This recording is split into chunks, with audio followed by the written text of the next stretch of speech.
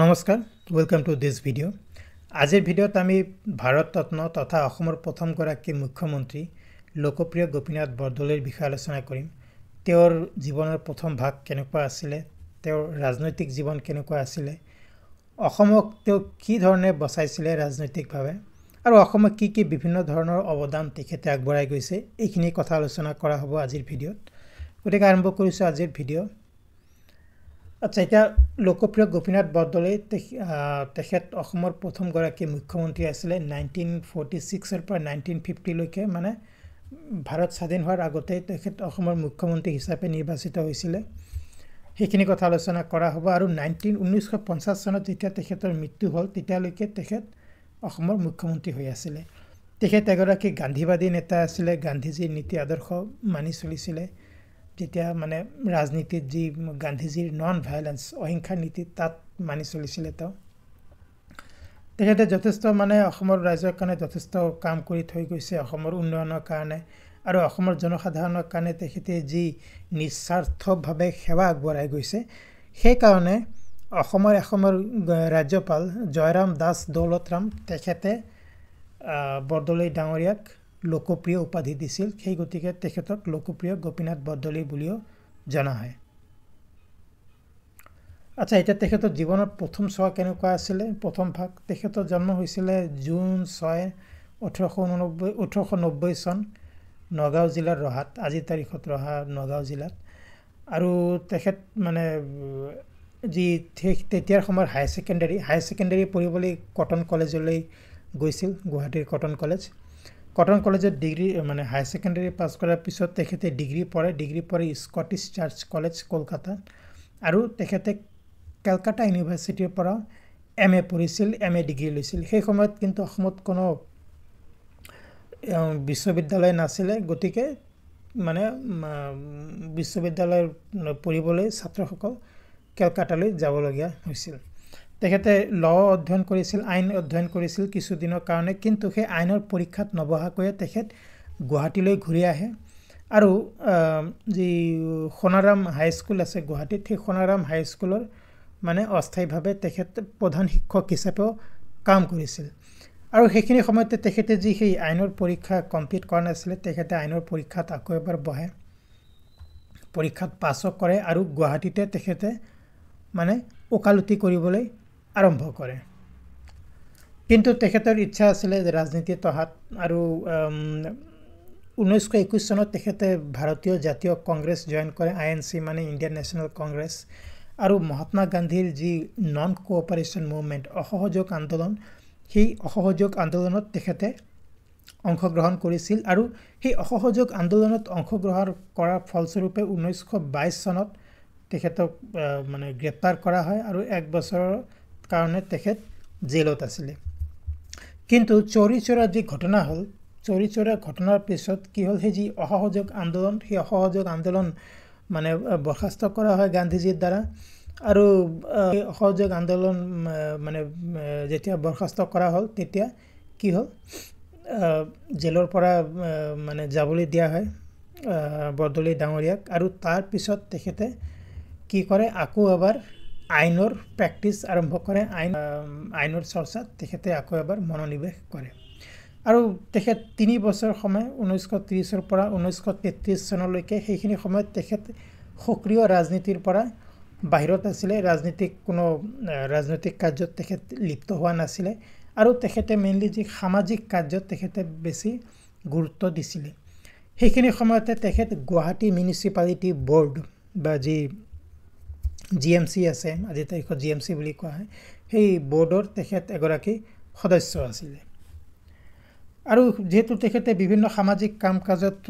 ব্যস্ত হৈ আছিল বা সামাজিক কাম-কাজত অংশগ্ৰহণ কৰিছিল তেখেতে অসমত এখন পৃথক বিশ্ববিদ্যালয় আৰু হাইকোৰ্ট বিচাৰিছিল আৰু অলৰেডি কোৱা হৈছে যে সেই সময়ত অসমত কোনো বিশ্ববিদ্যালয় নাছিল আৰু অসমৰ ছাত্ৰসকল বাহিৰলৈ যাব লগা হৈছিল বিশ্ববিদ্যালয়ৰ ডিগ্ৰীৰ কাৰণে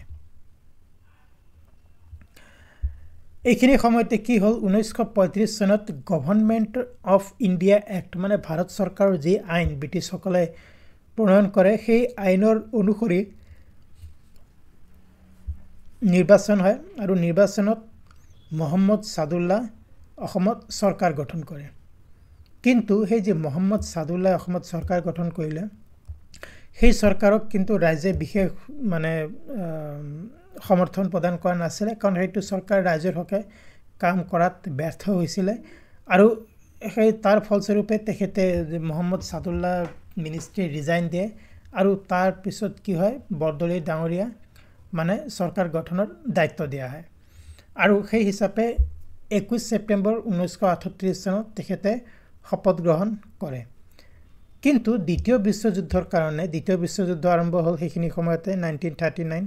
আৰু গান্ধীজীৰ আহ্বান মৰ্মে মানে তেখেতে ৰিজাইন দিয়ে মানে বৰদলৈ ডাঙৰীয়া মানে যি চৰকাৰে ৰিজাইন দিয়ে আৰু তাৰ ফলস্বৰূপে কি হ'ল যিসকল নেত্ৰী মানে লিডাৰ আছিলে নেতাসকলক গ্ৰেপ্তাৰ কৰা হ'ল আৰু তেখেতক এক বছৰৰ পিছত গ্ৰেপ্তাৰ কৰা এক বছৰ পিছত মানে এৰি দিয়া হয় কাৰণ তেখেতৰ স্বাস্থ্য তেতিয়া মানে সিমান এটা ভাল নাছিলে আকৌ এবাৰ যেতিয়া কুইট ইণ্ডিয়া মুভমেণ্ট হ'ল ভাৰত ত্যাগ আন্দোলন 1942 সেই কুইট ইণ্ডিয়া আন্দোলনৰ সময়তো তেখেতক জেললৈ প্ৰেৰণ কৰা হয় আকৌ 1944ত তেখেতক জেলৰ পৰা ৰিহাও কৰা হয় আৰু এইখিনি সময়তে 1945 চনত ব্ৰিটিছে ঘোষণা কৰিলে যে ভাৰতক এখন সংবিধান দিয়া হ'ব ভাৰতৰ কাৰণে সংবিধান বনোৱা হ'ব আৰু নিৰ্বাচনো অনুষ্ঠিত কৰা হয় আৰু সেই নিৰ্বাচনত যি ভাৰতীয় জাতীয় কংগ্ৰেছ দল আছিলে সেই ভাৰতীয় জাতীয় কংগ্ৰেছ দলে সংখ্যাগৰিষ্ঠতা লাভ কৰে আৰু চৰকাৰ গঠন কৰে আৰু গোপীনাথ বৰদলৈ ডাঙৰীয়া অসমৰ প্ৰথম মুখ্যমন্ত্ৰী হিচাপে 1946 চনত শপত গ্ৰহণ কৰে আৰু 1950 চনৰ 5 আগষ্টত তেখেতৰ মৃত্যু হয় আৰু তেতিয়ালৈকে তেখেত অসমৰ মুখ্যমন্ত্ৰী হৈ আছিল গতিকে 1946 to 1950 লৈকে তেখেত অসমৰ মুখ্যমন্ত্ৰী হৈ আছিল এটা কথা হল থাম্বনেইলত মই উল্লেখ কৰিছো যে তেখেত অসমক কেনেকৈ বচাইছিল হাউ হি সেভড আসাম আচ্ছা এটা আপোনালোকে জানে যে ব্ৰিটিছে ভাৰতক দুটা ভাগত বিভক্ত কৰিছিল ভাৰত আৰু পাকিস্তান যি মুছলিম মেজৰিটিৰ মুছলিমসকলৰ কাৰণে পাকিস্তান আৰু অন্যান্য সকলৰ কাৰণে ভাৰত আৰু সেই হিচাপে মানে ভাৰতৰ বিভিন্ন অঞ্চলত মানে তিনটা গ্ৰুপত ৰখা হৈছিল আৰু অসম আৰু বেংগলক গ্ৰুপ চিত ৰখা হৈছিল এটা কথা হল যে গ্ৰুপ সি মানে কি সেই সময়ত বেংগলত মুছলিম লীগৰ যথেষ্ট প্ৰাধান্য আছিল আৰু বৰদলৈ ডাঙৰীয়া বুজিব পাৰিছিল যে অসমখনক ইষ্ট পাকিস্তানৰ সৈতে সংযোগ কৰাৰ কাৰণে এক চক্ৰান্ত চলাই থকা হৈছে মুছলিম লীগৰ দ্বাৰা আৰু যেহেতু গ্ৰুপ সিট আছিল গ্ৰুপ সিট বেংগলত মুছলিমৰ প্ৰাধান্য আছিল মুছলিম লীগৰ প্ৰাধান্য আছিল গতিকে সেই অনুসৰি অসমখনক মানে ইষ্ট পাকিস্তানৰ সৈতে সংযোগ কৰাৰ এক চক্ৰান্ত হৈ আছিল আৰু তেখেতে সেই সময়ত কি কৰিলে কংগ্ৰেছৰ যি লিডাৰশ্বিপ সেই লিডাৰশ্বিপত যথেষ্ট মানে কাকতি মিনতি কৰিলে তেখেতসকলক মানে মান্তি কৰা বুলি যত্ন কৰিলে যে অসমক সাপোৰ্ট কৰক আৰু অসমক সেই গ্ৰুপৰ পৰা বাহিৰ কৰক যি গ্ৰুপ ছিল বা যেটো গ্ৰুপিং কৰা হৈছিল গ্ৰুপ সিট অসমৰ ৰখা হৈছিল সেই গ্ৰুপিংৰ পৰা অসমক বাহিৰ কৰিব লাগে তেখেতে এই বুলি মানে যুক্তি দৰ্শাইছিল যে অসম মাল্টি এথনিক সোসাইটি হয় বিভিন্ন জাতিৰ বিভিন্ন জনগোষ্ঠী বিভিন্ন ধৰ্মৰ লোক অসমত বাস কৰে গতিকে অসম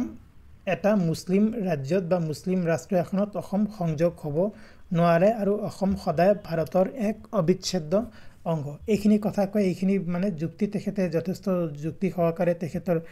দাবী উত্থাপন কৰিছিল কংগ্ৰেছ লিডাৰশ্বিপৰ ওচৰত সমৰ্থন বিচাৰি আৰু সেই সূত্ৰে অসম ভাৰতৰ অংশ হৈ থাকিলে আৰু অসম বাংলাদেশৰ জায়গাত ভাৰতৰ অংশ হৈ থাকিলে আৰু সেই ধৰণে তেওঁ অসমক ৰক্ষা কৰিবলৈ সক্ষম হৈছিল